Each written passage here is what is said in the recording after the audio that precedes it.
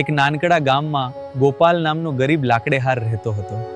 તેનું ઘર તૂટેલું હતું, પણ દિલ ભક્તિથી ભરેલું.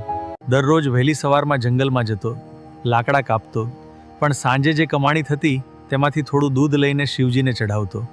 ગામના લોકો મજાક કરતા, ભૂખ્યા રહેશ, ભગવાન શું આપશે? એક દિવસ ભારે તોફાન આવ્યું. તે દિવસ કમાણી ન થઈ, પણ તે મંદિરે ગયો અને ખાલી હાથે પ્રાર્થના કરી. મારા પાસે કંઈ નથી, પણ વિશ્વાસ છે. રાત્રે ભગવાન શિવ સ્વપ્નમાં આવ્યા. ગોપાલ, તારી ભક્તિથી હું પ્રસન્ન છું.